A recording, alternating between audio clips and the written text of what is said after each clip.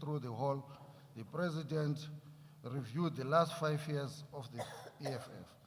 The report was just not the recount of our achievements, but a powerful reflection of the EFF's theoretical underpinnings, a reiteration of our 7 cardinal pillars and our electoral performance, the exponential growth of the organization, and an unflinching analysis of the social, cultural, political, and economic landscape in South Africa.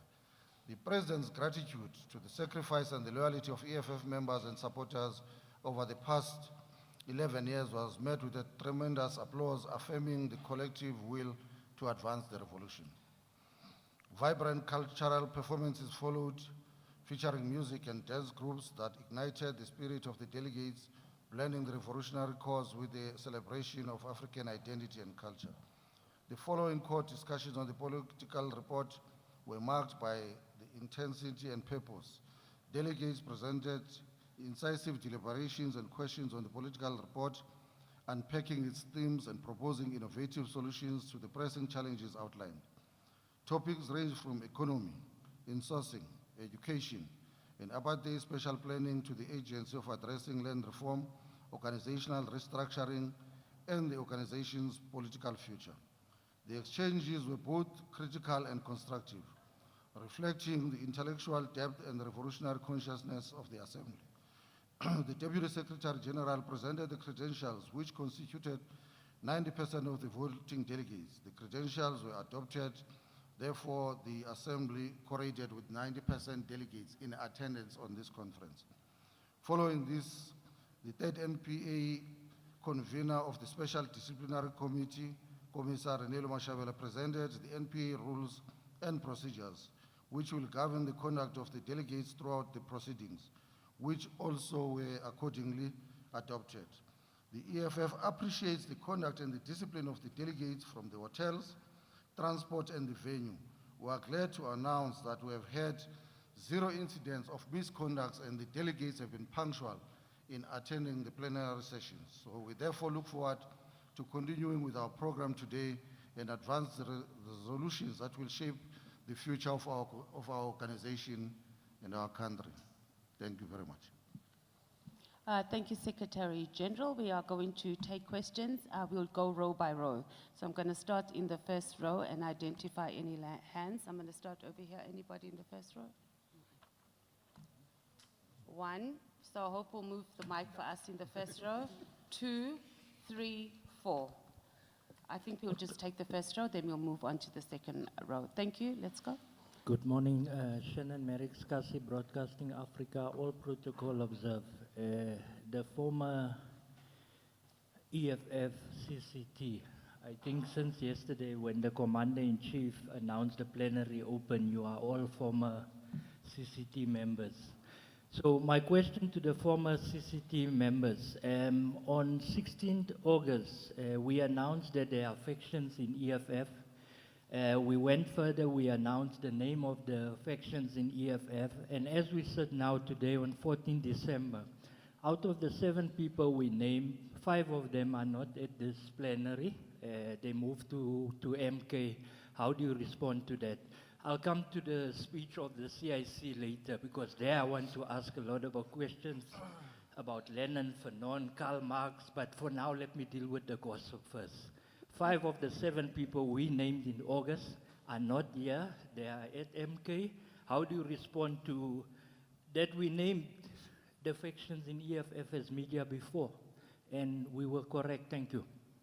Number 2. Greetings to the outgoing officials of the EFF.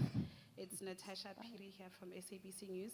Mr. Malema, when you delivered your political report, you had said that South Africa's black majority must be shown the institutional and structural violence of the conditions under which they live, so they do not fear the use of violence to change these. Is this not tantamount to calling for violence? Also, in one of your documents, I think it was organizational character and redesign, you proposed that members that want to serve in the CCT must have a post-matric qualification. Perhaps if you can just clarify and explain the rationale behind this, especially when you talk about people of organic intellectual are you not afraid that you'll be excluding some who are not academically inclined? And do you expect a pushback to this proposal? And then furthermore, you also mentioned the establishment that the EFF couldn't establish the Women's Command due to COVID-19. What are the plans around that? Thank you. Thank you, Natasha. Thank you very much. Good morning at the top table and my colleagues down here. It's Mshengu from Sunday World. Mr. Malema, on your political report, I took particular interest where you speak about the question of what constitutes progressive and what constitutes black consciousness. And then you go on in what I analyze as an attack on MK party, so to speak. What is the state of the progressive caucus going forward? In fact, in your view, what constitutes what constitutes progressive or what constitutes black consciousness? And in light of your speech and the comments that you made around that, the black unity, criminals masquerading as messiahs of black unity who didn't do it when they were heads of state, and we all know who was the head of state, now the leader of the MK party. Is this the end of the road in the relationship between EFF and MK party? And as you said about the question on progressive and on what constitutes progressive and black consciousness that the delegates must discuss, what sort of view will you be putting on the table when that particular debate ensues about what constitutes those ones? And just generally, what inspired that speech holistically, which I think broken into three parts, was first about the ideological position of the EFF, and then the questions that I just asked about progressive and black unity, and then finally about the successes of the EFF in the past 5 years. And then SG, you speak about the credentials, 90%. What is the actual number of that 90% of delegates? And the 10% that didn't attend, what were the issues that brought about those? And maybe the political hot potato in the room, the absence of Mr. Mbuyiseni Ndlozi. I also saw that Mr. Fanamokwena is not here. Are there any updates from leadership about their absence at this particular conference? Thank you very much. Thank you. Number 4. Thank you so much, Junior Komalo from Newsroom Africa. Just to also expand on the question that's been asked by my colleague, when it comes to the former national spokesperson of the EFF, what is his status in the organization? Because I remember we asked this question at a media briefing leading up to this conference of the EFF, and the leadership said that we were just spreading rumors at the time, but we have not seen him at the conference. Just maybe for people to get clarity on why is he not here, if he is not here, and yeah, just clarity on that. But specifically to the EFF leader, Mr. Malema, yesterday when you were delivering your political report, you thanked your secretary and the TG of the party. But the other two officials, you didn't mention anything about them. Is it that you are not happy about the work that they did? Just some clarity on that. Thank you, sir. Thank you. I will hand over to the officials. President, will you respond first? Okay. Yeah. You know, when you want to deal with literature, you must first read. And don't read gossip columns. Because you want to speak about violence, and you attribute that to me. When I'm in the speech quoting what Frantz Fanon says on violence, that our conditions are a product of a violent colonial conquest. And those who want to hold to the benefits of that conquest are not going to give over those things without putting up a violence. And therefore, violence is inevitable. So when you call for the expropriation of land without compensation, it's violence against those who have the land that they got that was ill-gotten. But it's a violence that is characterized by justice. Now we make a point there, which Fanon makes, that at the end of every revolutionary movement, if confronted with resistance from the oppressor, which normally is a violent resistance, you have no any other option but to opt for a violent response. It's not the first thing that was done, was said by the EFF. It was done by the ANC, which was the most peaceful organization, surviving through writing letters to the Queen and sending delegations. And at that time when the ANC was sending delegations to the Queen, the transport system was not so advanced. So it took them 3 months to send a delegation in a ship to send a letter to the Queen, wait for the response, take another 3 months to come. And over a period of time, the ANC realized that this is not working. Let's go take up arms and fight. And that's why you are here. You are here because of the product of violence. That's what violence did. So this thing that you want to sugarcoat violence and create an impression that this was never done, this is not us. Violence and the revolution are inseparable. We are working within the Constitution of South Africa, but if meted with violence, will not hesitate to respond with violence. The Women's Command, one delegate stood up there and said, but why do we need this? Because we've got so many women in the EFF as we speak now. So what are they going to do in the Women's Command when they are actually in this conference, what, 60%, 70%? Yeah. In the structures, there is women. So what is it that we are going to do ourselves as women in the absence of men, which we can't do in the presence of men? It's a debate that will go to the commissions. They will talk about it and then we'll hear what do they think, because there is a resolution of the Second National People's Assembly to establish a women's command. If you don't take a different decision, it means that decision stands. And therefore, the new leadership will have to be seized with that thing. Do not undermine the point I make about the re-establishment of the EFF. EFF was formed twice. It was formed in 2013 and almost got killed by COVID-19. And then when conditions were normalized, we now had to come back to form the EFF. So how are we going to do that? From the EFF, from the Women's Command, from the Student Command, there was no time. We had to concentrate at the primary task, and that task was to rebuild the structures of the EFF post the COVID-19. But you know, I've observed, and I forgot to make that point yesterday, I've observed some level of opportunism. So when a person thinks we're not going to make it in the CCT, let's form a women's command. If they don't make it, let's form the youth command. Let's form student command. Now there is a call for a union. Why should it be a decision of the EFF to form a union? Because the formation of a union is a decision of the workers. I'm not a worker. I'm not going to sit here and take a decision on behalf of the workers.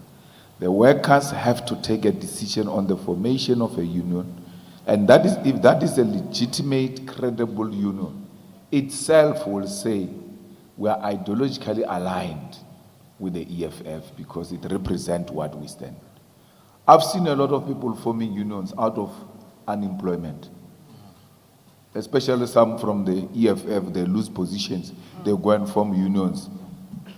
Those unions died even before they existed because that thing of Labor Act requires a lot of things. It's not like the formation of a political party. And we hear the call that the teachers want a union, they're being dominated by SADU and all of that. What stops them from forming a union? Let them form it. The EFF is there to align with any progressive leftist political organizations, unions, and non-governmental organizations. So So there is a strong opposition to, which was raised yesterday, to dissolution of student command, and that no, the youth command can come, but there must be student command. You can see that people are creating so many levels of leadership, so many fragmented structures everywhere. Having been part of forming a political party, I will not take easy decisions on forming anything. It's not an easy decision. It's not. You're going to form a women's command, and then it's going to come to you. Hey, abafazi bafuna ukudibana. Indoda uthi siyenzeni manje. So you must put your hand also. Oh, abafazi bafuna ukudibana. Asenze what. So the same. Look at student command. We're carrying it ourselves. It can't carry itself. Then we must form another youth command and then carry it. With what? It creates unnecessary contest. What is wrong having a youth command? With one leadership, you can even put it in the constitution of the youth command that in the leadership of the youth command, there should be this category of people. There should be unemployed youth, there should be professionals, there should be rural youth, township, there should be students. And then you know, in the assignment of those things, they give each other responsibility. Since you are this, concentrate on this. But there is one center where we know we go there if there are issues. Because we're going to go there to know it's not us, it's a youth command. You go to, it's not us, it's a, remember you are talking about these other structures at this level. They are going to have to go to the ground, provinces, regions, and branches. And the EFF itself must also go to build its own regions and branches and what and provinces. We can't overburden ourselves because there is uncontrollable political ambition from some quarters which can't wait to get their turn. To be black conscious is not a mere say. It is what you do. It is your consciousness. It is your alignment. It is what kind of decisions you are for. So you can't be black conscious and kill people in Marigan. We're not fighting. They left the building of the employer. They left it. They left it because you will say they are disturbing the business here, they are a threat to property. They left it and went to stay on a mountain. And a black conscious leader takes guns and go and shoot them at the mountain. When they are away from the establishment's property. So the feast must fall, gets shot at. And what is even more worse, a lie that he has introduced free higher education. That he said, there was a year where he announced that from next year there's going to be free higher education, wara. And then he left and there was nothing. He said that because he knew he was leaving anyway. It's not black consciousness to lie to black kids. It's not black consciousness. And there's nothing black consciousness about MK. Nothing. So Progressive Caucus is a name we are given to each other in Parliament for convenience sake. That if there are issues that we want to lobby, these are the first people we start with. It doesn't stop us from lobbying the DA, it doesn't stop us from lobbying the ANC or whatever, but these ones we have agreed on primary program of land expropriation without compensation, all of that and all of that. And at the center of those things was the EFF drafting those things. So a progressive organization has to be left in orientation. It has to subscribe to Marx, Lenin, even if it doesn't subscribe to Fanon, but that's fine. But as the most basic, you have to align with the progressive international left. And not just by saying in rallies. It must be in your documents. It must be in your policy that this is where we stand. You don't say we are left because you are talking to EFF. When you go to talk to DA, you're saying we must never support the unconstitutionalist. You're referring to EFF. And you can't even point which position of the EFF is unconstitutional. We're not going to answer the question about Mbuyiseni laws. You've got his number, and some of you talk to him. Call him. I'm not responsible for Mbuyiseni laws. 90% of the people who were here, who expected to be here, are here. That's what matters. Whoever is not here was not supposed to be here from the beginning. So you are not going to reduce this organization to some individual. We are going to refuse that. We're going to refuse that. We gave a very long political report yesterday, like 80 pages. It didn't have such names. You are intellectually so inferior that you can't even engage with that document, and then you bring gossip. We must be monitoring movements of individuals. Why concerned about one person over so many people who are here? As if he is the conference. As if if he's not here, conference will not happen. It's going to happen, it's happening without him. He's not here. I heard people say, he's here, he's doing this. He's not here. He's not here. And it's not our interest to entertain such nonsense. It's not our interest. We're dealing with political issues here, not egoism, not people who think they are bigger than this organization. It will show them once again that it's bigger than all of them. So we as a matter of principle, SG and policy position, we're no longer going to answer any nonsense about Mbuyiseni those. Never. When a journalist asks you that question, you must say, ask another question. You can be smarter than that. Ask something else. This matter is closed. You can talk about it amongst yourselves, but don't bring it to us. We are refusing that. Don't do that.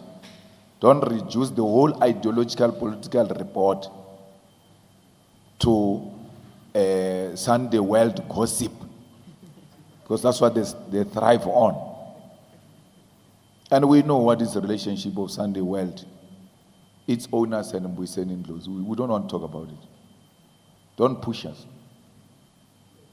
Don't push us. We know Mbuyiseni laws' friendship with the owner of Sunday world, and by that extension, we know his relationship with Sunday world, which we can easily describe without any fear. No one can do anything about it. No one. I spoke about all the officials. There's another problem of factionalism and selective hearing. I thanked the national chairperson. I thanked the officials. I thanked the national chairperson, and I thanked the DSG. Then I mentioned, I went into town about the SG, and I went to town about the TG. So to say I didn't thank them, it's dishonest. You know, I mentioned them. Yes, even my family, I mentioned it in passing. You wanted me to mention it in detail and call them by name. Matumi Mashatula, Tsapomalema. I said my family. And then in the family, I went out to thank my wife. But you can't come here and say I didn't thank my family. So, as you speak, there's areas where you put emphasis on. And you guys, I don't know why you're being like this, because I thought you'll be feeling sorry for yourself. Because I was there speaking to you for 3 hours, 40 minutes. You want to add another 2 names. You must know each name is a minimum of 10 minutes. So every time you say you didn't include what, you must know it's likely to take 40 minutes, that subject alone. So if you wanted me to just go to town about everyone, would have taken the whole day with CCT members, because if I go to town with all of you here, then another question is going to be, hey, we heard you about officials, but what about CCT members? Are you not happy with them? I thanked them, thanked the ground forces. And then someone's going to say, why not thanking Vuyana? For what?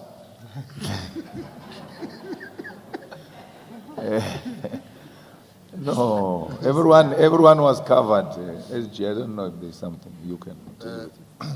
Thanks, President. Let me deal with the issue of the credentials, because Yeah. I know you are interested in this afternoon's program, so you want to start doing the numbers. So the confirmed delegates that are voting delegates in this conference, it's 2,243. Remember, we explained the delegation that is non-voting. We've taken you through that. So the voting delegates expected is 2,243. The delegates that are present, it's 2,026, which accounts for 90% of the delegates. So the 217 delegates that are not here, they've got various issues, funerals, family commitments. Some of them, especially in the Eastern Cape, you know that there are a lot of traditional ceremonies, so those things that are important. But all of them, there's no delegate that is not accounted for, even in terms of apologies. They are members of the EFF. The guidelines that were adopted by the CCT in August, that has brought us here, the Third National People's Assembly guidelines, says that for the conference to have a quorum and be able to proceed, it needs physical presence of the delegates of minimum 50%. Plus one. So meaning that for us to proceed, we needed to have 1,122 delegates in this assembly. As things stand now, we are sitting at 2,026 delegates, which is 90%. And by the way, you can go and check all other conferences. For you to get 90% attendance of delegation, it's a show of a strong, solid, organized organization. The normal you get is 65%. If you did well, it's 70%. You can go and check even the other parties. So for us to get 90%, we are very proud of that. It shows that there's clear organization coming from branches, the regions, they knew where are these delegates, the provinces, they went to account and fetch all these delegates to make sure that all of them, they are here and they are present. So we are very happy just with that attendance, and it shows that our delegates, our structures, they are committed to the survival and the life and the growth of this organization. I think that was all that I wanted to clarify. The rest, President dealt with it. The post-matric. Yeah, CCT. the qualification to stand, which will, the constitutional amendment will deal with that. It's a post-matric qualification because we need to produce a society of educated people, and leaders must lead by example. But post-matric does not mean necessarily matric. It means any other thing that is equivalent to matric and beyond. We are not going to have illiterate leaders. Zuma should have actually been a good example why we don't need such things. So you must look at Zuma and say something like this, it must never happen again. And the ANC is about to commit a similar mistake because it looks like they want Mbalula. So we're not part of that. We want to give to society the best in society. So the EFF has been in existence for 11 years. If you are a ground force of the EFF, why have you not been to school? Because the EFF pride itself in Sifunda Genkane. You even go around talk about it yourself, but you never funded anywhere Genkane when. So Sifunda Genkane should have meant members of the EFF who come from poor family backgrounds are the ones that are going to be joining that struggle so that they have access to education. So there's no one here who can come and say, we never had an opportunity to go to school. If you say that, you are arguing like my mother, and you are so young to be my mother. Go to school. It's not late. But there are old people in the EFF, Abu Mam Kaula, Mam Sonti, Abu Kalniaus, and what. You know that these ones have received a certificate of life. They are fine. Because you can't say to those who go to school, go to school. They were denied an opportunity to go to school. Those are the people who were denied the opportunity to go to school. We were not denied. We can't blame Bantu education and what. You know, the question was asked by Mawandoro.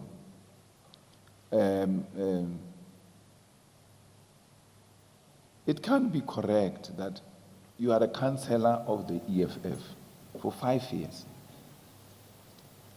and you don't have matric. And in all the councils, they offer bursaries for councillors. A privilege that we don't have. You don't use it. You don't do anything about it to personally develop yourself. You go to a legislature, you don't have matric. You do nothing about it. Yet there are bursaries in the legislature. There are bursaries, national chair, in parliament. You have no reason. I know there's some university here, Regenesis working. Everybody who pass out, namu waritsi who pass out, koro pala wapala like Regenesis. Unobana batho ba graduate ba re ke kae ba re Regenesis, and bana ba ma councillor in particular, they are graduating in the Regenesis. I must check this Regenesis, or what is the story there? So it can't be, comrades, all of us, journalists, members of society, political analysts, on this point we have to agree that people must go to school. There are a lot of opportunities available for people to go to school. That should be something that unites all of us. That should be one thing that should not even make us fight about it. Unless it's an exceptional case which people will come and present it and say, but yeah, this is the story, this is this. But other than that, at the first interaction with everything else should be school. Should be school, and we are not ashamed of that policy. And I don't see the MPA rejecting going to school. I don't see that. You know, there are comrades who were supposed to be MMCs. They couldn't be because they didn't have matric. We refused. We refused. And in the EFF, before you become an MMC, we interview you. And the latest, we have introduced the cameras to record you when we interview you, because when they don't pass the interview, they go around talking bad about the EFF. So once you talk bad, we release your interview so that people can hear what were we dealing with. You say to a person who wants to be MMC of transport, what does JMPD stands for? And he has been there. It's not a new councillor. He has been there. He doesn't know nothing. Even that J of Johannesburg, I see him. Or no Johannes, what? Aye. And then we must take those people to council, to service the people of Johannesburg. We must take our people very seriously. Because one delegate yesterday in the discussion stood up and said, what are you guys saying about these councillors who were there for the past 5 years? They are almost closing now. They've never uttered a word. Bangena council basela amanzi nje. Babulisa mayor, babulisa speaker, bathatha isithombe. And that's it. So it amounts to exactly what we are talking about. Uzothetha ngantoni asakwazi kufunda. Structures Act, Municipal Structures Act, Municipal Financial Management Act, yo. You will hear things there. And you're dealing with criminal syndicate of service providers and municipal managers. The real items are put in the middle of a thick document. Pagination, what? Agreed. A pagination, you don't know what they're talking about. Tomorrow you wake up, but no, the electricity has increased. Municipality has increased electricity. Where did we do that? We never did that. But not the previous councillor. No one said that, but when they said pagination 3, that's where that thing was. He says, never read a document.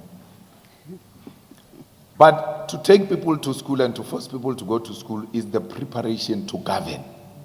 You can't govern with illiterate people. So we're preparing the best of the best in society. And I liked one suggestion yesterday. They said, we must, as the EFF, take a deliberate decision that every year we're taking so many people to school from amongst fighters. Or in this province, 110. In this province, 110. Then take them to school. I found that thing to be very progressive. Thanks, Somlo. Thank you, President. Let's go to row 2 from the front. Tato will take the mic. Can I get hands? 1, remember your number. 2, we have 2 questions. So let's also take row 3 at the same time. BJ? Oh, so you number 3. So let's, number 3, okay. And then let's go to row number 4 quickly. We're gonna wrap up, members of the media. We have a conference. And then business day number 4, number 5. Anyone in row number 6? So we have 5. Let's go. Hand number 1. Power.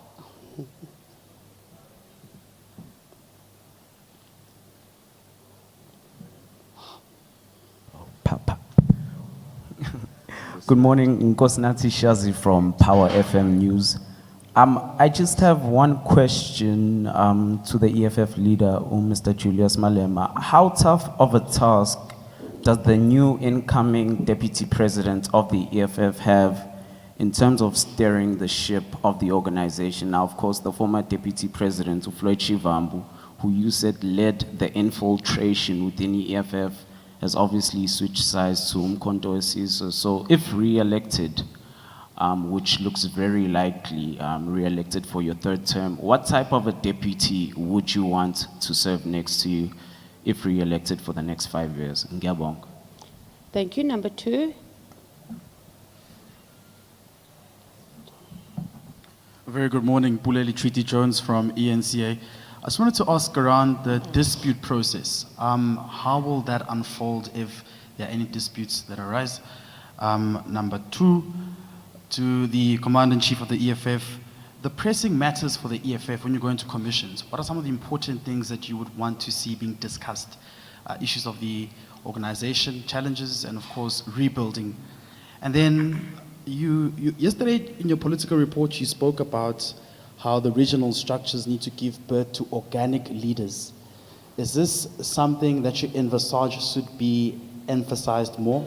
You speak about some councillors who really are not doing their work in their communities or not serving their communities. Is this an issue that you want to look into further, the issue of structures in the organization? Thank you.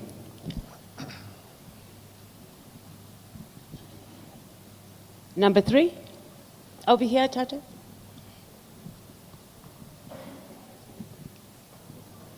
Good morning. I'm Anissa Isaac from Radio Islam International.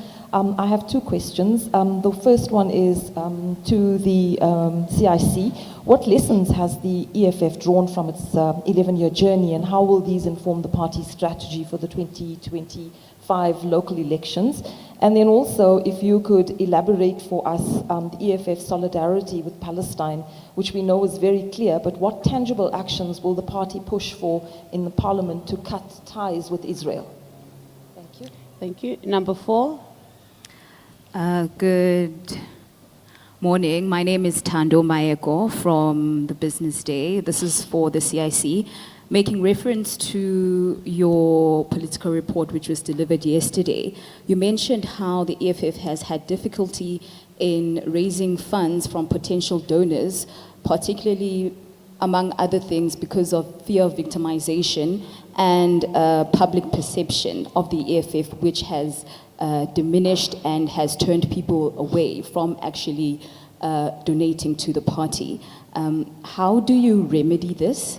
In terms of how do you make the EFF attractive to potential donors, especially amid the emergence of new political rivalries, which you called political startups yesterday? Is it a legislative issue or is it a perception issue? Thank you. And then number 5.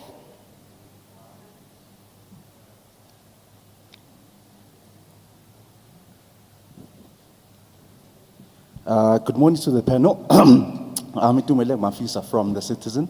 I would like to ask about the foreign policy. The EFF has been criticized for its foreign policy, and in light of the decline in the election votes and being at this policy here, will the EFF consider maybe rethinking its foreign policy in terms of foreign nationals? Thank you.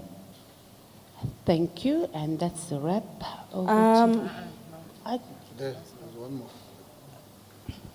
Did I say 6? I had only written down 5 here, but let's go. Anastasia Sorry. Mkhobu, Jacaranda FM News. SG, if you can just clarify around the rules around the nomination. Can a candidate accept nomination if they are not present, perhaps through a written letter if they are a voting candidate?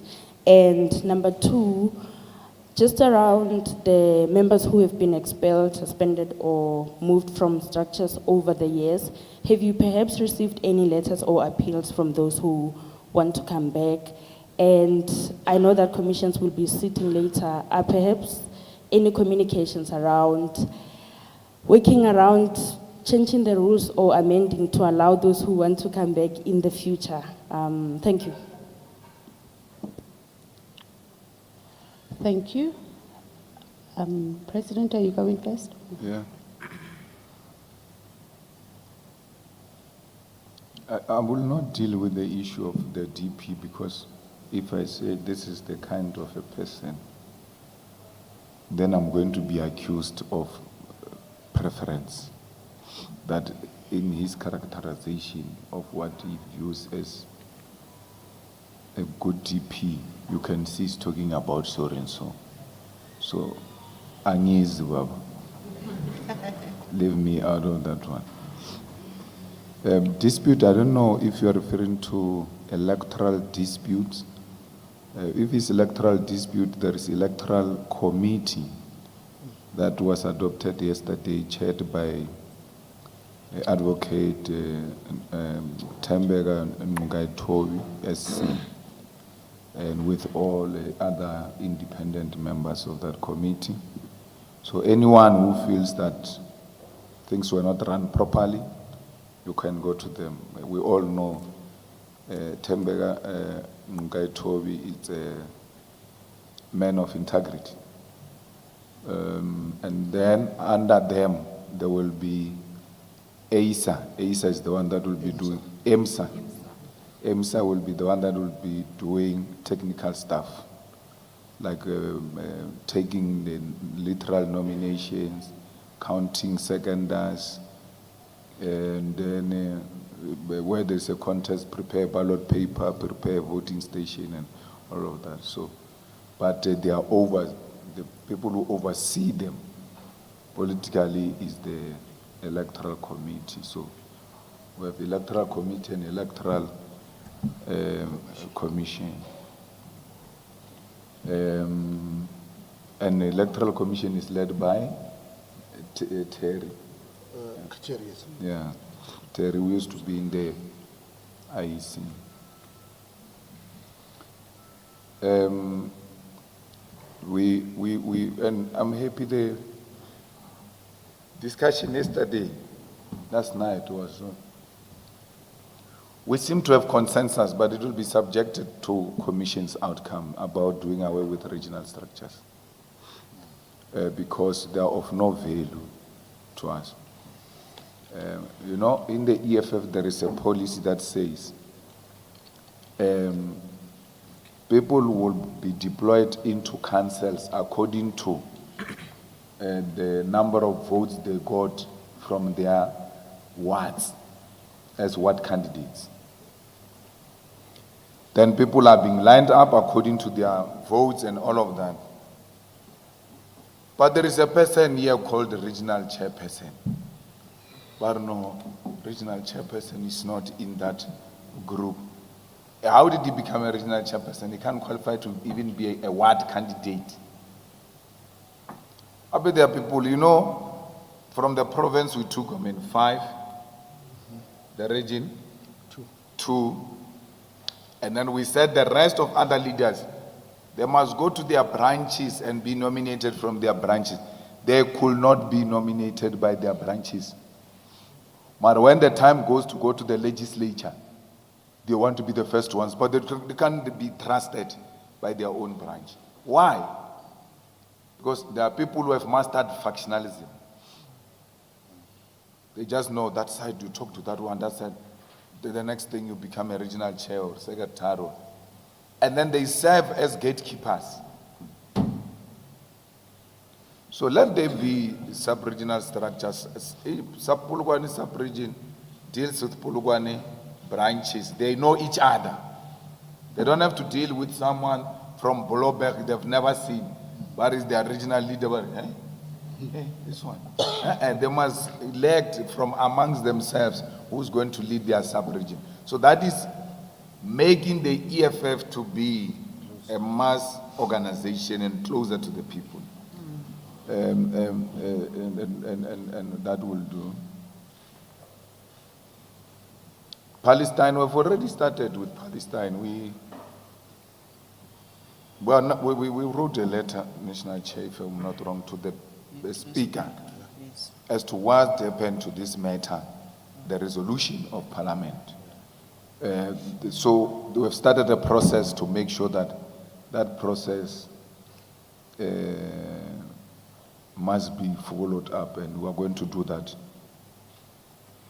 The lessons we have learned is that we have to be on the ground and not rely, again, these regions come and give you supernatural reports, some imagination, and say this is perfect. Here we've got this, here we've got that. The ground is fertile, too much lying. And then the branches say, you see these people of region 1, we never get to see them. We see them when a national leader is coming. That's when they come.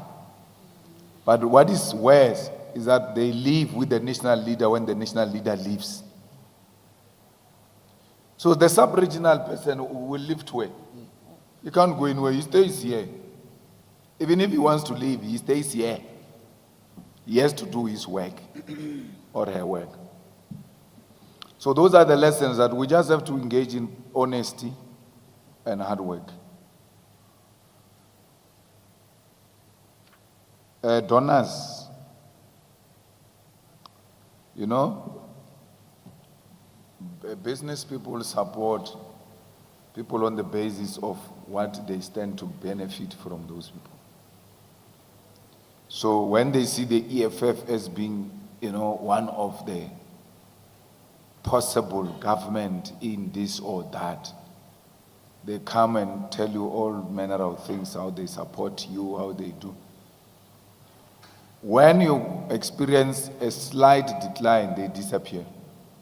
Or, it looks like this man will never come back because these people are not going to become anything. But those are possibly the corrupt ones who align with the EFF on the basis of what they want to get. Then you've got business people who fund the EFF who want to control your life, not even EFF. They want to choose curtains for your house. You know, my wife chooses very nice curtains. Let's ask her to go and choose curtains for your house. But I've got a wife. What is she going to say? I bring some wife to come and choose curtains. And then, if they can't find a way in controlling your life, then they leave. They disappear. They leave you. Then you've got genuine business people who support, who are like, we are into this mission. One of the business people said to me, you know, these people who just disrupted EFF, they don't know how much they are hating us because this is a generational mission. Like, we're part of this. We are not politicians, but we're looking up to this thing. And then when we start to do the things he's doing, we don't have any other way to go now. So you can hear this man just loves EFF and wants to see it succeed and all of that. And when you check, he doesn't do any work with the EFF or any municipality. They do their own things wherever they do their thing. So, and then you've got those who are scared to be victimized. Scared to be victimized because they trade with the state. There's no one, by the way, who doesn't trade with the state. The biggest partner of business is the state. Even Johan Rupert does business with the state. That's why he wants IPPs and power purchase agreement from the state. So there's no even the Oppenheimers do business with the state because they must get their mining license from the state. So these ones who support us are just small fishes, Chef, who are doing business with the state. And then if they are caught, they get victimized. I mean, there was a long list that was read in public about business people who are doing business in Gauteng who attended the EFF dinner. Trying to intimidate people by virtue of their association. The Political Party Funding Act was enacted by the Oppenheimer family. It was sponsored by them. They said, let's impose a minimum requirement for political parties to receive funding from private individuals. And then anyone who gives 100,000 must be declared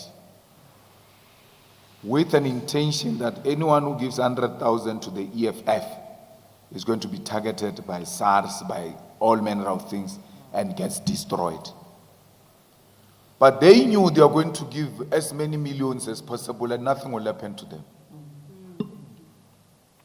I don't think the Oppenheimer family pays tax. I'm telling you, who in SARS is going to make them pay tax? Because they will fire you the following day. I don't think they pay tax. But because you have access to ask anyone questions, and which must be a parliamentary questions, TG, we must ask the SARS, does the Oppenheimer family, their trusts and everything, pay tax? SARS is going to say we can't disclose such information, which is good, but once they receive that letter, they know, yes, it looks like we're about to be exposed that these people don't pay tax. They're so in charge of everything, everything. There is a woman here in Sandton, I don't know, I forgot her name, a white lady. Is a founder of Musima Imani. She owns that hotel called Hilton Hotel in Sandton. It's now called what? That hotel? NH. She's the biggest funder. She even went to people who support the EFF to ask them to put their money on Musima Imani. That's how much she believes in him. She put so much money in Musima Imani and got 2 seats. It must be expensive, man, to be a member of parliament. The money that Musi was given, he will never receive it back in terms of his own salary and the party funding from IEC, from legislature. By the time 5 years finish, he will still have not collected the money they gave him, those people. That's how much that thing was useless. That party which was formed and never qualified to get 1,000 signatures. Change. You never speak about it. Change got 30 million by the bosses of South Africa. And they know no one can question them. Why do you give a non-existing political party 30 million? Now that this party has not registered, how are you going to recover that money? The party is not registered. 35 million. The party is not registered. What did they do with that money? It was pure money laundering. Pure money laundering. No one is investigating that. No SARS is investigating that. They are all looking at who's funding the EFF. When we do financial declarations, we say we have nothing to declare. Action SA is the first one, loudmouth. Yeah, it's under declaring. Look at their events.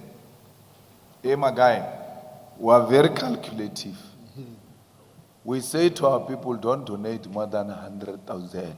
Donate 99,000. So that we don't have to disclose you to these fools who are targeting us. And you can't say we're doing anything illegal. It's not illegal, it's a law. If they say you must drive 120 and you find me driving 110, you can't give me a ticket and say, yes, 120, yes, 120. You are breaking the law. We're not breaking any law. We are outmaneuvering the system which seeks to undermine us. We are better at their game. Renor fair 99,000. If we only 200,000, if Aola are fair 99,000, Ola are donated. That's it. We're fighting with Political Funding Act. If these people were really for democracy, which analysts will say no, but this is for democracy, people must be held accountable for who finances them and all of that. Why are we not telling these people if it's for democracy? Why are they not taking this 35 million of change, 15 million of Musima money, 250 million of DA, this 350 million of ANC? Take all of it and go and put it in a political party. Multi-party democracy fund. Democracy fund of the IEC. There's a party democracy fund of the IEC. So that if you are not buying votes and you are not politically aligned and you pretend to be supporting democracy, take your money and go and put it in the solidarity fund of the IEC. Then the IEC will distribute that money proportional. They will never do it because they don't believe in the political funding act, party funding act. They don't believe in that act. That's why they don't take money to the IEC. Don't give the EFF money. Don't give anyone money. Give it to the IEC. IEC has got the best systems to distribute that money. My money is going to go to the EFF. But the problem is that the EFF is part of democratic institutions of South Africa. Our democracy is a multi-party democracy. You may not like it, but it is what it is. It will never change. So that thing is a fraud. It's a fraud engineered by white monopoly capital to undermine the parties that they don't want to succeed. So EFF has to survive through creative means that will not compromise it to raise the funds. And we must never be a burden of some business people who think that they can belittle you, they can control your life. If you have a mqimbi at home, you don't call them, it's a big problem. If you are building a house, you don't tell them, it's a big problem. If you have a birthday of your husband, you don't tell, they want to be controlling your life and doing all manner of things. They don't like independent people. I once met a business person, and anyway, I knew business people speak a lot. So when I went there, this guy, wants to address me like Zuma was addressing those people when they were trying to collapse the EFF. For a very long time, so but I was so patient, I listened. When he finishes, then I started speaking. Rich guy, rich, monies. He interjects me, and I knew, well, see, this is people of money. I mean, he spoke throughout. I'm just responding 2 minutes into my response. He's already interjecting me. Then I stopped, and then he spoke another more minutes. Then it was my turn to respond. He interjected me. For sure, he was seeing me. Of course, we were meeting for the first time. He didn't know the character. He thought this character is just for TV. When he interjected me for the second time, I said, I'm talking, Mos. I'm talking. I'm not here to listen to you. I'm talking. You spoke, I speak. We respect each other like that. I saw him for the last time that day. There was never a follow-up because he wanted to treat me the way they treat these ANC politicians. They can call you to their houses to come take pictures with their children. Yeah. They can tell you, no, bring the family, must eat samosa. What? You eat even things you don't eat because we are tambelage and jeute. Maybe we not told us something. Thank you. And the foreign policy position? You're scared to ask a question. What foreign policy? He's talking about Africa, borderless Africa. Yes, and then that's not foreign policy. That is internal, what do you call it? Continent. No, our own policy, yeah. And that policy doesn't come from us. It comes from Africans themselves who have never had borders. I've never created borders. I cannot be responsible for borders. Decoloniality means that you do away with the things that were imposed on us by colonizers. You can't say we don't want colonizers, but you want borders. What type of an argument is that? We need a borderless Africa the same way we have a borderless Europe. We're not asking for something that is not done somewhere in the world. We need free movement of goods and persons. But those people must be documented. We say to South Africans, take IDs. How do you say to South Africans they must take IDs and then other people must not have documents? No one must move in South Africa or Africa without documents so that we can locate you if there is a problem. So, if you are worried about the criminality, you are worried about drugs, you are worried about this and that, why are you not supporting that we must document everybody? Let's document them. Let's document them. All of us here, when we drive, when they stop you, they ask you to produce a driver's license. Produce your document. You never have a problem with that. Once police or law enforcement sees something suspicious, what was that? Mabambiri, where are the papers? I am from Zanene. You know from Zanene, where ID something. Where is the stuff? Police must have a right to randomly stop and search anyone. And when you are not documented, they must arrest you and go and document you. In that way, there won't be people who are roaming our streets here without documents, because that puts the life of South Africans in danger, and it puts the life of asylum seekers' lives in danger as well, including our own tourists. But the problem is that when we speak about borderless Africa, we're thinking about these black people and all of that. There are a lot of illegal immigrants here in South Africa who are white people. Many of them are found in Cape Town. One of them stupidly the other day tweeted that I came to Cape Town for tourism, what. 6 months. Yo, I can't believe I even stayed for more than 12 months. He's so nice.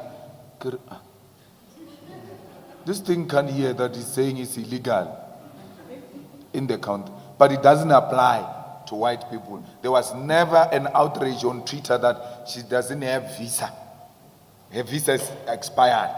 Had a black person said that, or my brother, the way is so nice here in Hillborough. I didn't even renew my visas.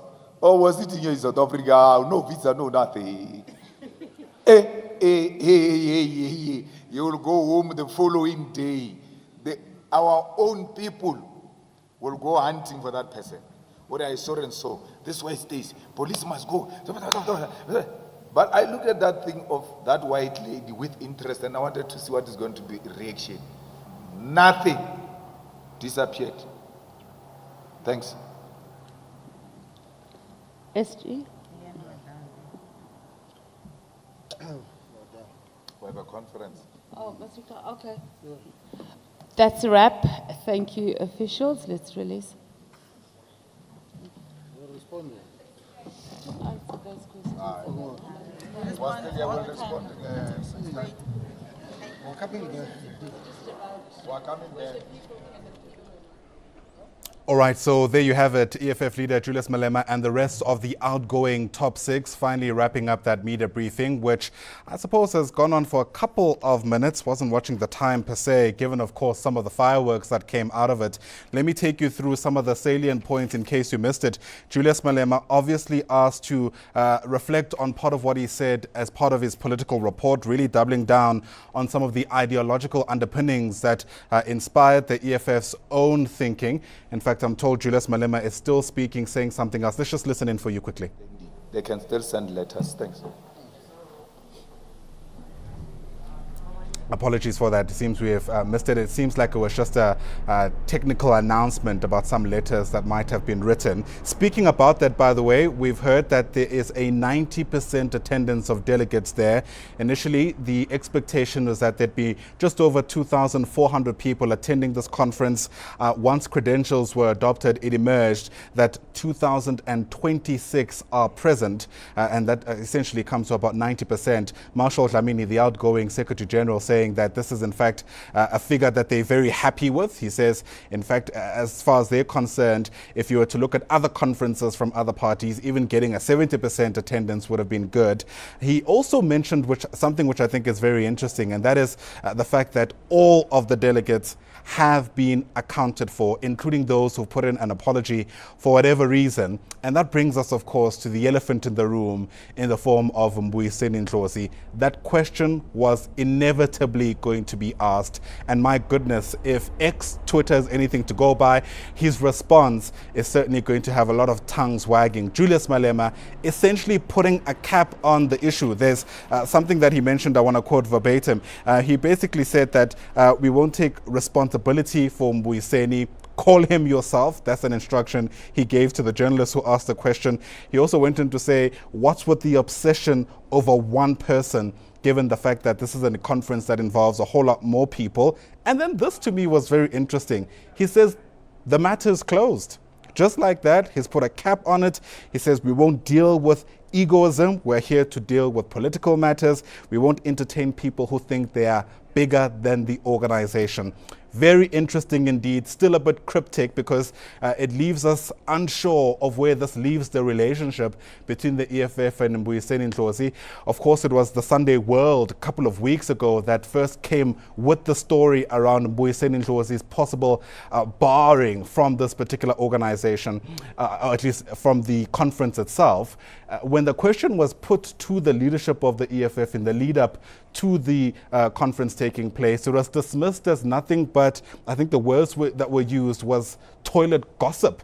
And of course, now that we're here, it almost seems there was complete credence to at least the speculation and conjecture around Mbuyiseni Ndlozi himself, now that it's been confirmed that in fact he is not present and seemingly, of course, won't be participating with the events that are going to unfold from here on. Speaking of that, what's going to unfold now is an organizational report is going to be delivered by the outgoing Secretary General in Marshal Dlamini. He too is going to give his own perspective over the past 5 years of the EFF's existence. Thereafter, the Treasurer General is going to give her own analysis of the organization's finances, Umphile Mautwe, and then we're going to hear the adaptation of these reports that are going to take place within the plenary itself. That's going to be a private session that we typically are not privy to. That's when there's also going to be conversations around constitutional amendments to the EFF's own constitution. And even insofar as that is concerned, there are a few things to pick out at. One of them, we're told, emerged in some of the plenary discussions that took place yesterday, and that is doing away with regional structures of the EFF. And of course, the delegates you are seeing on your screen now are going to form part of those discussions.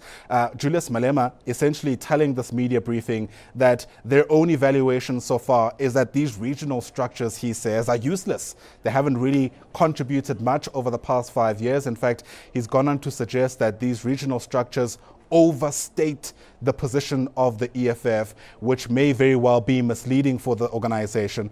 And because of that, he reckons that what the organization needs to do now is to have a whole lot more of a footing themselves on the ground, insinuating that the leaders, quite frankly, will go on their own fact-finding missions in order to gauge the temperature and see how well they really are doing in the organization. It's an important issue, this, given especially how the EFF performed in KwaZulu-Natal.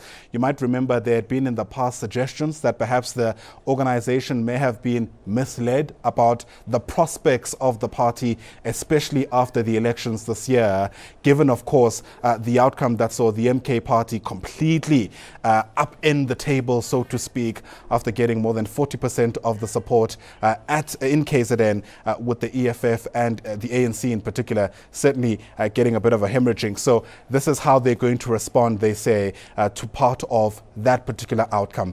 But of course, SABC News has been watching the story from a number of vantage points. Natasha Piri was amongst the journalists who were first to ask questions at this particular media briefing. She joins us now live from the media center itself where it took place. And Natasha, you were in the room when Julius Malema responded to that question around Mbuyiseni Ndlozi. And my goodness, his entire posture changed.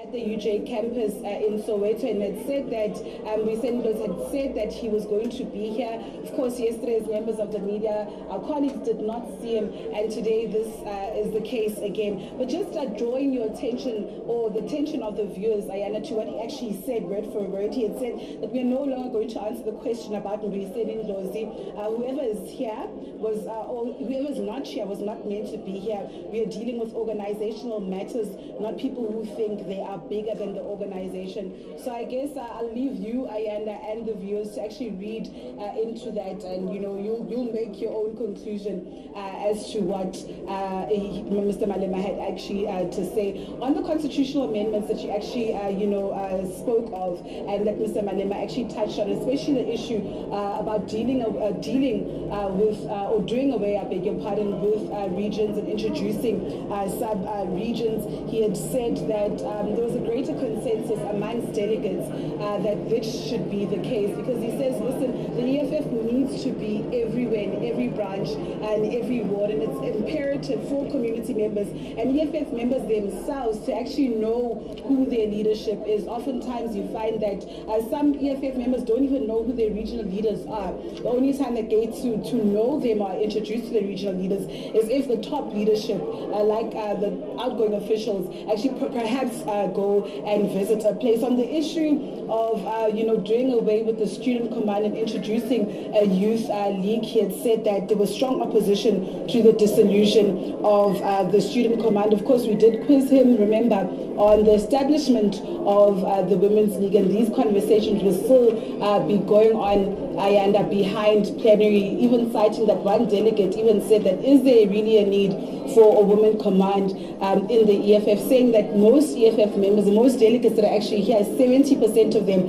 are actually women. I just also want to draw your attention to the credentials, Ayanda, just for those numbers. So there are 2,243 voting delegates.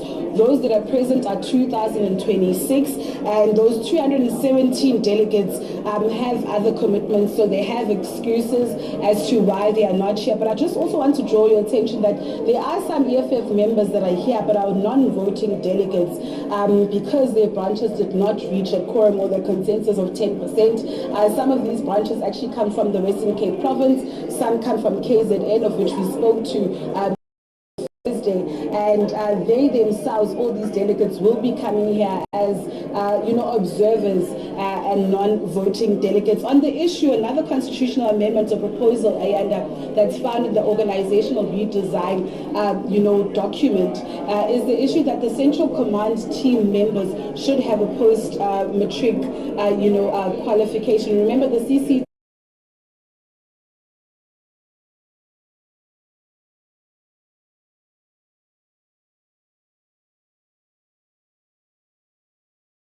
to be in a form of a matric qualification, but anything equivalent to that matric qualification.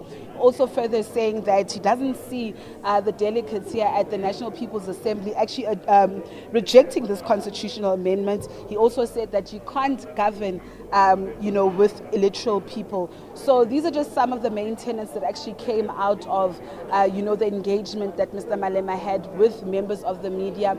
Like you've correctly cited earlier on, you had said that the outgoing Secretary General, Mr. Marshall Dlamini, will be tabling his organizational report, just also looking at the party, the performance of the party over the past 5 years. He did somewhat cite and allude to the issue of COVID-19, that really dealt with the organization badly, and from COVID-19 the EFF had to rebuild the party and pick up its pieces from that. But also looking at campaigns around the 1 million member campaign.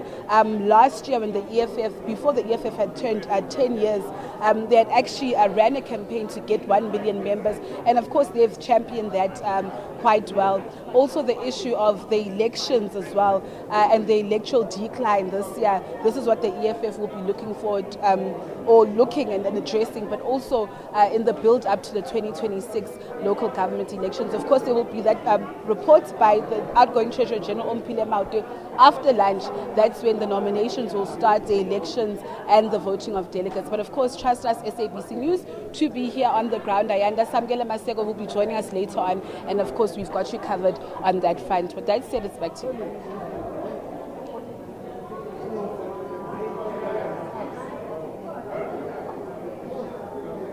Natasha, of course, just a stone throw away from us here at our satellite studios. It's all happening at the Nasrec Expo Center. The EFF, of course, well into day 2 of their 3-day third National People's Conference, if you're able to keep up. Let's delve a bit deeper into what was said by the leadership of the EFF, outgoing, might I add, bringing our guest here in studio. That's Yogazi Mfuto, who is a political analyst and will help us get a better sense of what has just taken place. Great to see you. You and I have been sitting for quite a while, listening in, taking in, making eye contact at some stage, given what was said. Thanks very much indeed for popping by. Let's start with those constitutional amendments, the potential of having a reconstruction of the structure of the organization, as it were. A lot of talk around possibly introducing a women's command and morphing from a student command to a much broader Youth Command. I'll start with the first. Julius Malema essentially has admitted that this is not an easy decision to make. His take is that creating these structures often leads to a contestation of power within the organization. Yes, that's true. Good morning, Ayanda. Well, yesterday at the plenary, some lady rose and to ask, why are we establishing the Women's Command? Because the EFF has about 70% of women as delegates here. So what issues are they going to discuss, isolate from the organization itself? And by the way, women's issues are society issues. If we want to eradicate patriarchy, men should be at the center of this discussion, because patriarchy doesn't only affect women, it also affects the men. So it's quite important that women's issues are not isolated from the organizational issues, because women's issues are part of the organizational issues. So I don't think the establishment of the Women's Command is quite progressive, because we don't want to isolate women and their problems, because they're like, now in the next discussion, they're like, oh, women must go and discuss their own issues. But their own issues are intertwined with the men and the organization itself, right? But on the Student Command and the Youth Command, I do think that they should not dissolve the Student Command on the basis that it has made so much impact on campuses. We've seen them winning elections. We've seen them supporting the Fees Must Fall and leading the Fees Must Fall. We've seen them elevating the level of discussions at universities, particularly on the statutes, the SRC's constitution, indemnity of SRCs. They're quite progressive in actually conscientizing the student leadership, because the other counter organizations, they've been toned down a bit. So it's quite important that student activism is still alive. However, there's young people in South Africa who are not in education, not in training. They need representation. So it's quite important they're also roped in by how maybe the Youth Command can also be able to include the young people who are not now represented anyway. Their grievances, they must be validated somewhere. So I do think it's important that if they establish the Youth Command, they should have branch chapters. Maybe the EFF Student Command changes the name, a Youth Command at universities. They still do the same work. However, now when they go out for recess, because students are society beings, right? They leave the university, they go back to their communities, they join the Youth Command. So now they're not found wanting. And maybe just to give a sociological approach on it, students who are in universities are a minority of society, because not everyone has the luxury to go to universities. So you come from a village like myself, you go to university, during recess you go to community. Sometimes you lose friends because you are seen as educated, as an elite. But imagine now such organizations exist, they try by all means to clean up that barricade where people see you as better because your issues are the same. Because when you come back home, there won't be water, the roads are not done. So you still find resonance and voice. So I think it's quite progressive that maybe the Youth Command is also included at the universities. They just change their name from Student Command to Youth Command, University Chapter. Right. It's interesting you say that, because Julius Malema has essentially painted a very similar picture, saying that, in fact, unemployed young people need to be represented and feel seen within the organization themselves. But since we're speaking sociology, you and I find it interesting that Julius Malema has also said there's actually been pushback to this idea. And, you know, scholars have always mentioned that relinquishing power is never really easy. I can envision a situation where the Student Command has commanded a fair amount of power and influence, and it's a bit difficult to start thinking of a context where you need to share that with those who are unemployed, professionals perhaps who might want to take young people's interest into a different direction.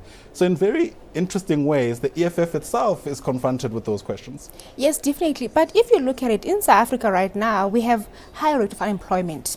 Power also sometimes equates to having access to resources, access to money, and your mobility goes up, right? So people, as much as they want to advocate for change, right? But they also want to be better. You know, they want financial access. So this power in different positions. Hence, I was also mentioning that some people, they create structures. They want to establish because they want power. And this power comes with resources. So also we must be cautious of that, because sometimes people now, they don't do the work they must do because they want to have access and have the names attached, the positions attached to their name.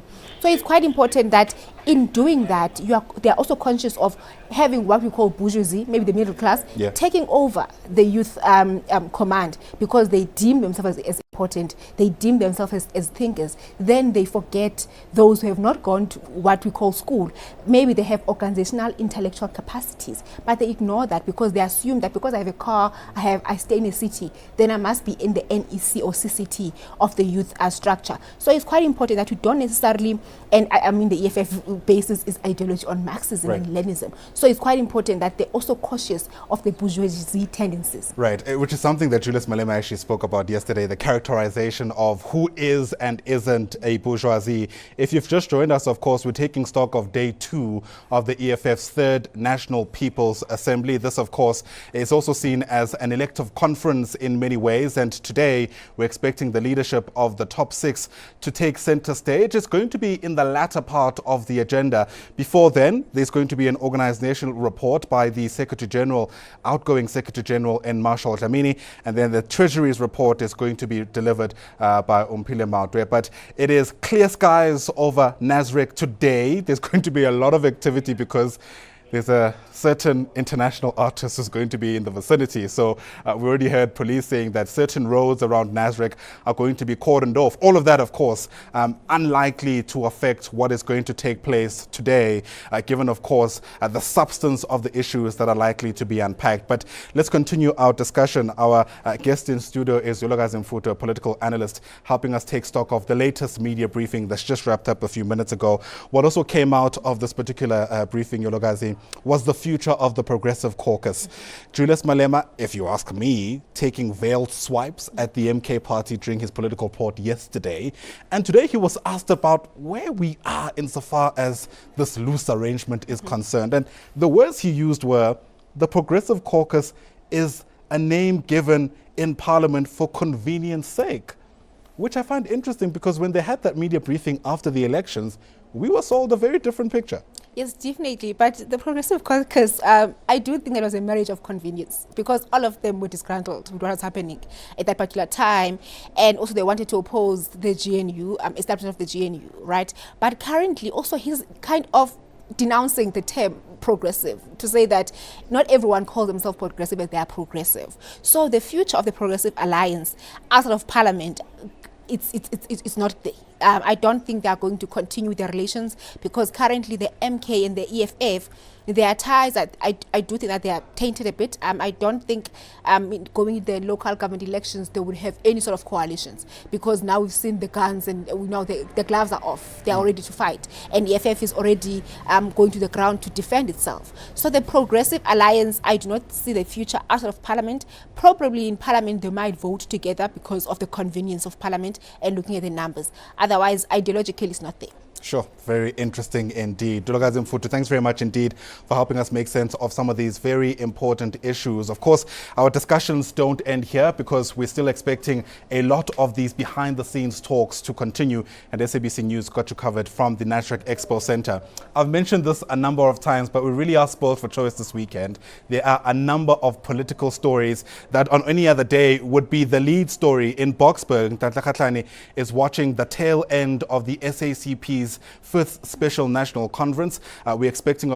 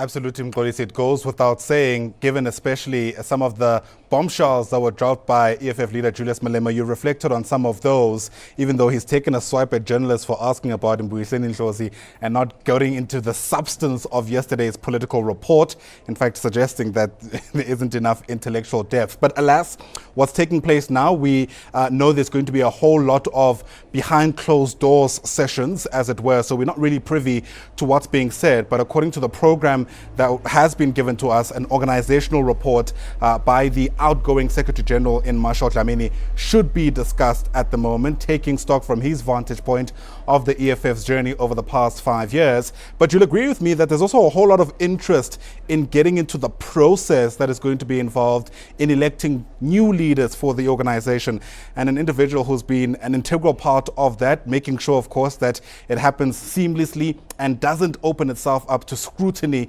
after the fact, is Terry Tilani, no stranger to us here. He, of course, is with the Institute of Election Management Services of Africa, but has also worked with the IEC and is with us now in our satellite studios. Mr. Tilani, great to see you as always. Thanks for popping by.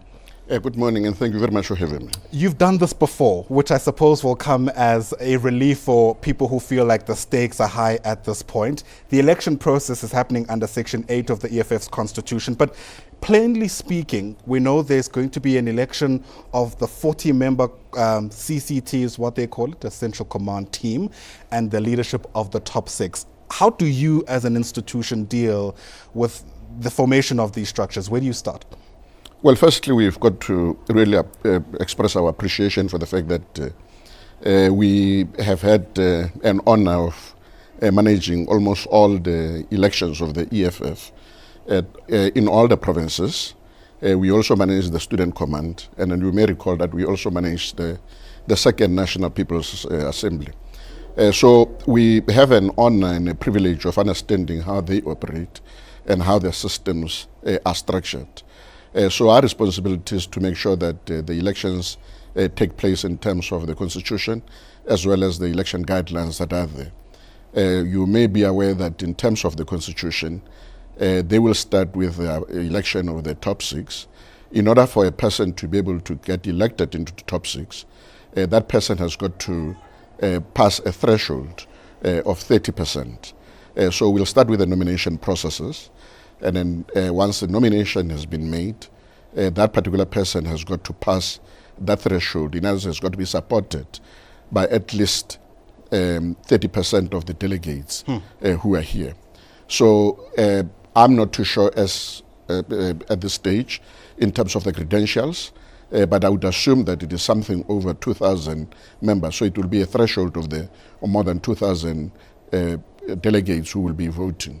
And then after that, once we've dealt with that, we, depending on whether there is contestation for any position, we will then proceed and produce the ballot papers where now the actual voting is going to take place. And then after that, of course, we declare the results of the election. But in the event that there is no contestation for any of the positions, we will be declaring those who are duly elected, those who are nominated to be duly elected, provided they've passed the threshold. Right. And then after that, we will then go through the remaining 40%. And the constitution of the EFF determines that 50% of those elected, including the top 6, inclusive of the top 6, 50% of that should actually be women. So it is our responsibility to make sure that there is compliance with the constitution of the organization. Goodness, and we'll delve into that in a moment, because maybe we should just go there now since it's come up. What happens then if delegates don't keep up with that 50% threshold? In other words, you find that a whole lot more men are being nominated by the delegates here. Do you as an institution send it back to the delegates? I mean, at which stage could that back and forth keep going? No. The system is structured in such a manner that a woman who comes first, in other words, amongst those who may not have made it in the top 40, is the one who's actually going to come in, and the men who may have qualified will then have to vacate I see. the position. So people are automatically eliminated, as it were, in order to accommodate Precisely. this threshold. Okay. Yeah. There was a question that was asked in today's media briefing, and I'm not sure if it was answered satisfactorily. Julius Malema will forgive me. And that's around whether or not people can accept nominations if they are not physically present. Does the Constitution give clarity to that? Yeah, the Constitution allows that. In fact, in terms of the Constitution, even if a delegate that qualifies and is in good standing is not present, that particular person can still be nominated from the floor, and then that particular person would have to submit a letter indicating the availability. Because as you would appreciate, that a person who gets nominated must indicate as to whether they accept nomination or not. So even if a person is not around, the Constitution allows for that particular person to submit a letter indicating their interest in that particular position, and then we'll go through that nomination to determine as to whether that particular person passes the threshold or not. I'd imagine you would need to have received such letters by the time the nomination happens, if you know what I mean. Or perhaps you can clarify for us. At which stage, for example, is that letter expected in order for this process, of course, to take place smoothly? The person who is nominating will mention the name of a person. And as a person who will be running this process, I will ask that particular person to stand up and indicate as to whether they accept nomination or not. If they are not in the conference, in other words, the person who is nominating will immediately come and submit the letter indicating that particular person has accepted a nomination, because we don't want to have a situation where a person is nominated only to find that that person never agreed to be nominated. Or a situation where you're waiting for a letter that might never come, Precisely. for example. Okay, so the letters will go to the people who are making those nominations, so to speak. Yeah. All right, I won't go into the political implications thereof. I'm interested in how you deal with disputes, though, in the event, for example, that there is an outcome and, you know, for whatever reason, delegates aren't happy with that. What are the steps to be taken to deal with that? We're very, very fortunate this time, because what the EFF has actually done, they've actually created another layer just to make sure that the integrity of the process is protected. So Advocate Tembeka Ngugaitobi is going to be part of what we call the Elections Committee, and then their role would basically to oversee what we're actually doing, and then some of those disputes will refer them to his committee, and that committee will then resolve whatever dispute that may have arisen that we feel requires their intervention. I mean, we know this is a 3-day conference, so there might be tight timelines around how quickly something like that would have to be sorted out. Are you privy to any of that information? No, we don't expect the process to be long because there is a steering committee. If the election committee that is headed by Advocate Ngugaitobi is not able to deal with that particular matter, it will liaise with the steering committee. Let me give an example, for instance. If the dispute is about whether a particular person qualifies as a candidate or not, his committee would not be privy to that kind of information, and therefore they would have to liaise with the steering committee. That steering committee would then be able to indicate as to whether the particular person does meet the requirements of the Constitution. Speaking about that, the EFF's rules and procedures handbook, which I have in front of me here, there's a part that I wanted to quote around people who qualify. They say every member of the EFF has a right to vote and be voted for in office of the EFF in accordance with the rules and regulations as adopted. What is the qualifying criteria for people to be nominated and ultimately elected? Well, a person has got to be in good standing for the organization. But remember that our responsibility is not really to deal with that particular aspect, because we would not be privy to information as to whether a person has been in the organization for a particular period of time, if that particular person is in good standing. So the steering committee members are the only ones who can actually be able to clarify some of those questions. Even the election committee itself would not be privy to that particular information.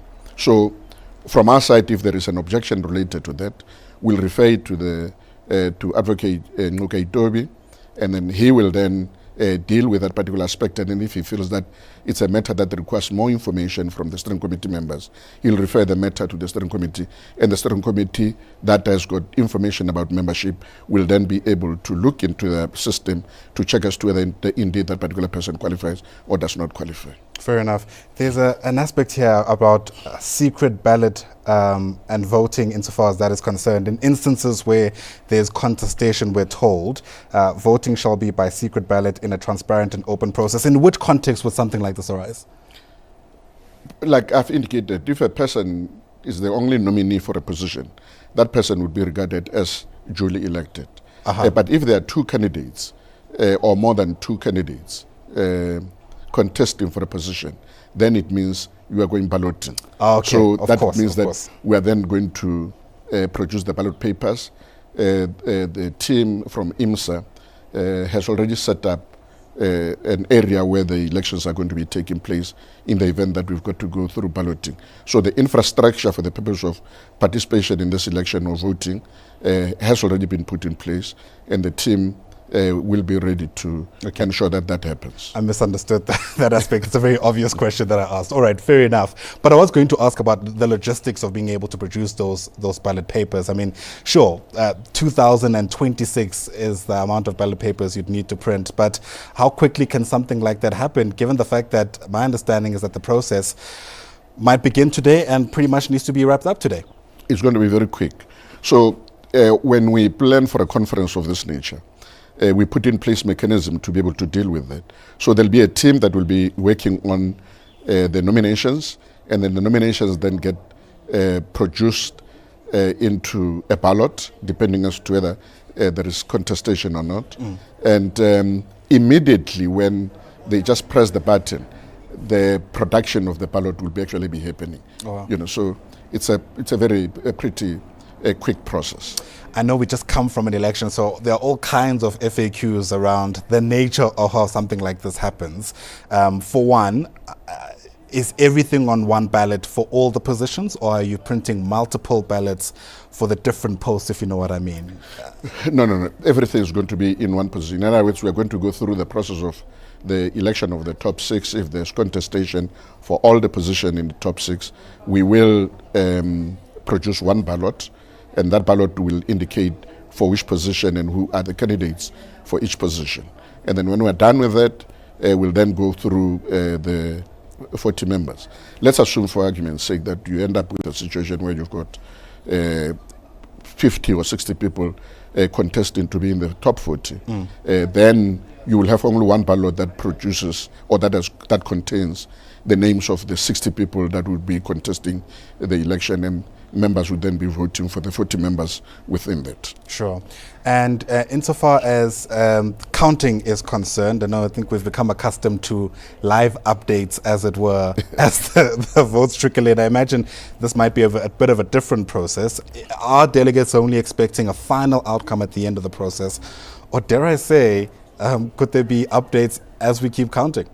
No, there won't be any updates. In fact, we make sure that even those who are coming as observers, because we allow observers to observe the process, do not communicate with the outside world about the outcome of the results. So by the time we go to the stage to announce the names of the people who have qualified for those various positions, it will be for the first time that every person in the world will actually be hearing. All right, and given the fact that this is something you've done before, I wonder if you can speak to us about some of the differences in holding an election like what we've seen in May versus doing something like what we're about to see take place for the EFF today. And of course, one of the obvious differences is that the sheer scale is it's not the same. But I wonder, just when it comes to the nuts and bolts of an internal political party election versus a national election we've seen, what some of the stark differences may be? There are many differences. I mean, let's take, for instance, the question of top 40, where you may end up really with a ballot containing the names of about 60 or 80 people. In the national elections, we would not actually have that. And then we have this predetermined, in a sense that, you've got a process of making sure that there is qualification of political parties, and once political parties have qualified, they submit the details of their candidates, including the leaders of those organizations, and then a ballot paper is produced well in advance, before the elections. And then largely because of the magnitude of the scale of running a national election, you would have to produce a ballot paper in advance because you still have to distribute it to the IEC. I think has got about more than 26,000 voting stations to make sure that is received on time. With us, everything is located in one station. We've got to do that, but also the scale in terms of the ballot. Right. The ballot here would be much longer, would contain more names than the national ballot.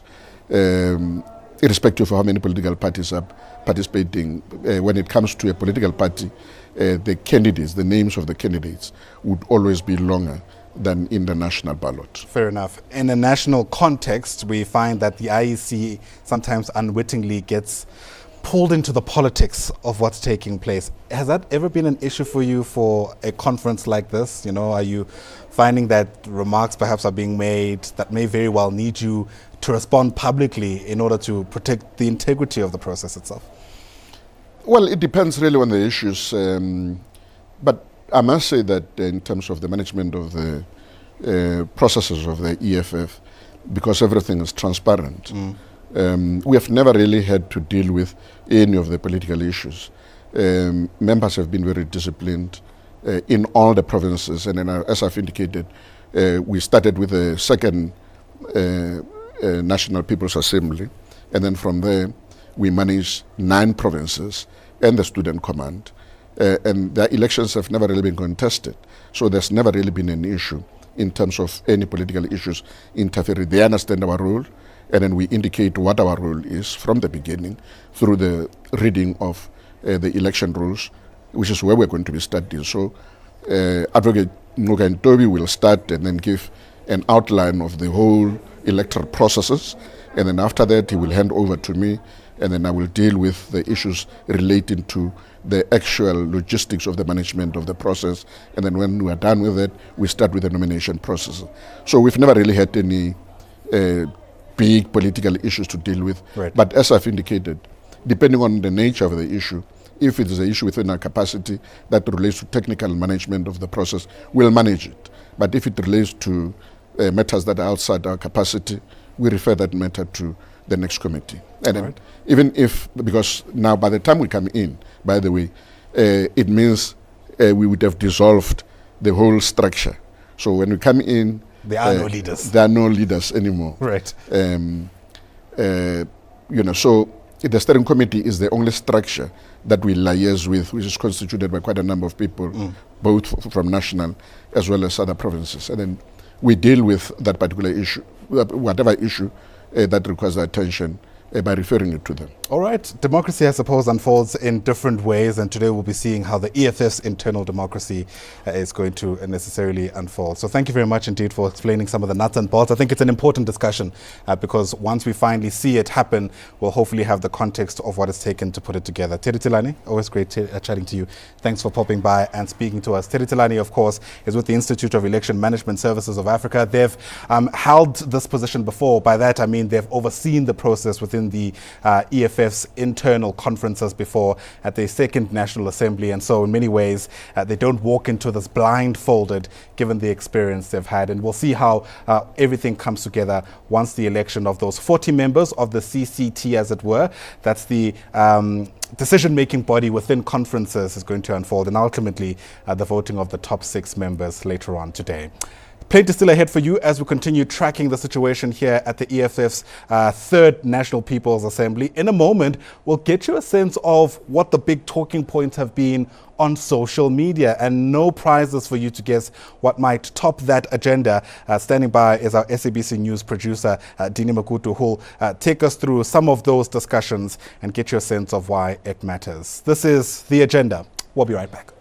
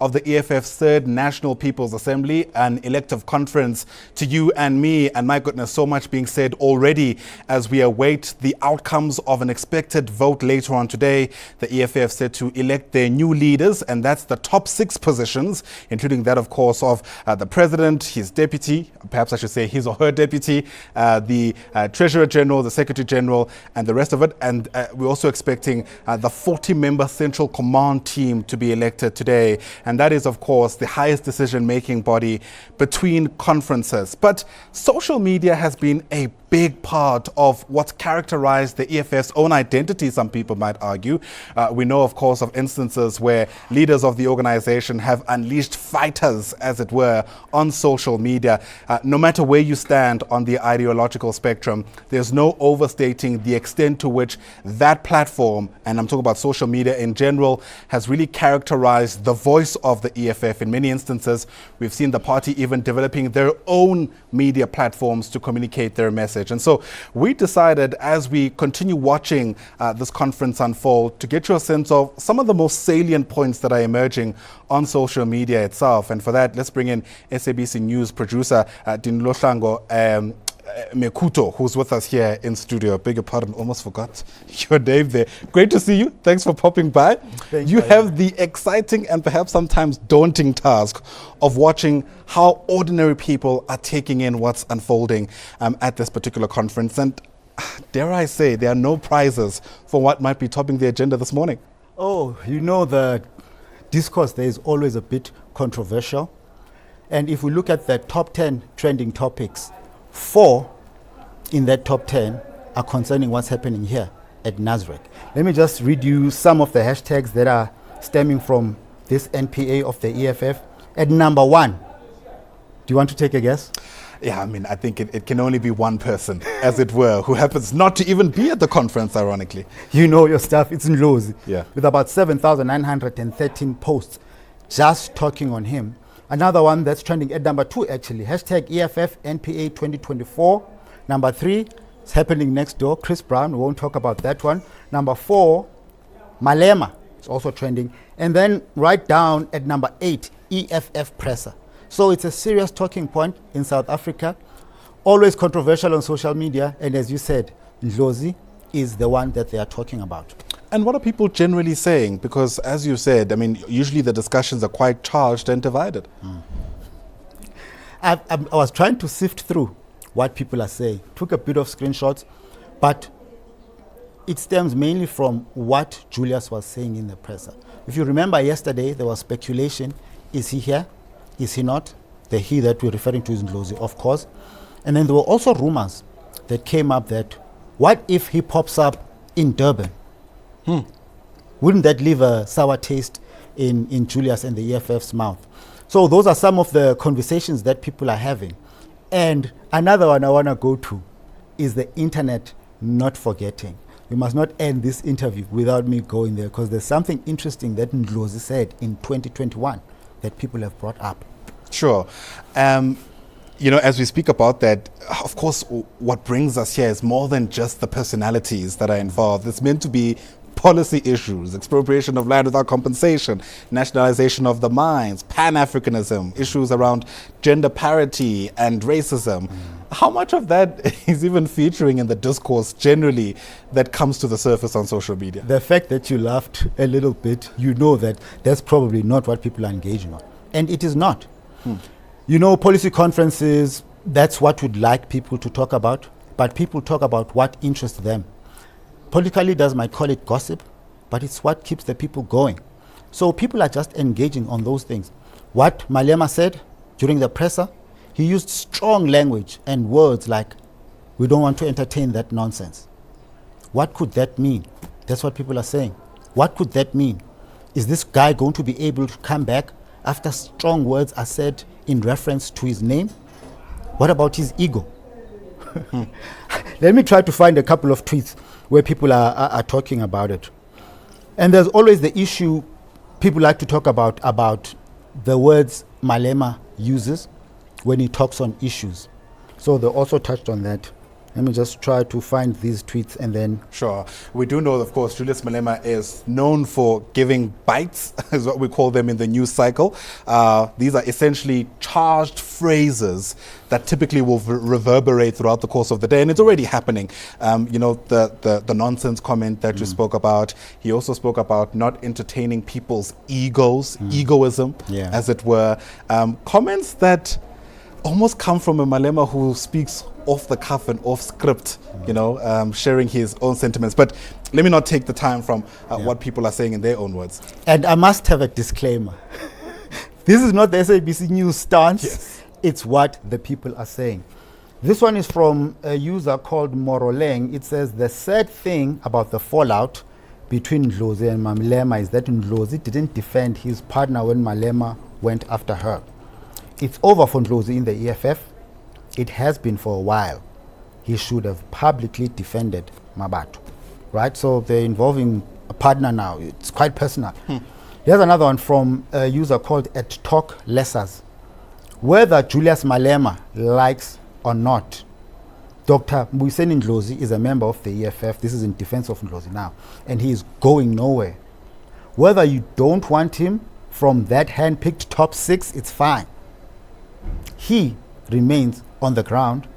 History has no blank pages. Hashtag EFFNPA 2024. Do you want more of what the people are saying? I think we've captured the sentiment because there's a few things to even talk about insofar as our focus on social media. But this is the time perhaps I'll whip up that reminder you asked for about social media never forgetting. We do find people often cross-reference comments that are being made today and what might have been said a few years ago. What are you finding? Let me give another disclaimer. This is not SABC News. It's what Tabiso_T_ is saying. Imagine Mbuyiseni Ndlozi joining Zuma's Stokvel after saying this about the guy. Now, what Mbuyiseni Ndlozi said about the guy is from 25th of July in 2021. I think this was probably around the July unrest, around that time. 3 years ago, a very tense time in South Africa. So Ndlozi tweeted then at 6:56, I'm assuming it's in the morning, on the 25th of July 2021. I'm making it easy for someone to go back and find it too, right? ANC government led by Zuma with Ramaphosa's influence killed 34 workers in Marikana. ANC government led by Ramaphosa presided on deaths of over 300 people in ANC factional and reactionary Release Zuma campaign. What more evidence is needed to see that ANC and these two chaps are a menace to SA? Sure. And that's the thing about social media. It's become this archive of just, sometimes people might say, invaluable information that's very quick and easy to access on hand, especially for a fluid and developing story like what we're seeing now. Which leads me to my next question. I've come across many people who've actually criticized the media for paying so much attention on social media. And I wonder what your response to that is, given, dare I say, the indisputable role that the platform has played. I want to give my personal take. I personally think we give politicians and people in leadership roles too much attention. And I think the attention should shift to the people, because they are the ones that get whatever it is that is supposed to be coming from these leaders. And then, do we really get it? So the people should drive the discourse, not the politicians. I think there's a place to give people a voice, and the people are slowly thinking of moving away. I'm sure you've heard these talks from mainstream media, because these platforms allow them to have a voice that is non-stop, that is not controlled by 3 hours of a slot or a 2-hour or a 1-hour long talk show on radio, but they can go on about whatever is bothering them. And I think on these platforms, that's what they are getting.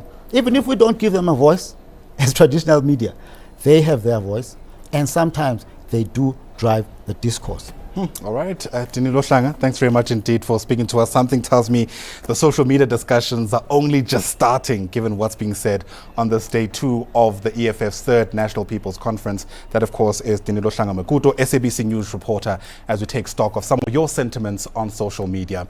We are firm and fixed for you. Any movement here at the Nasrec Expo Center will be able to communicate that to you.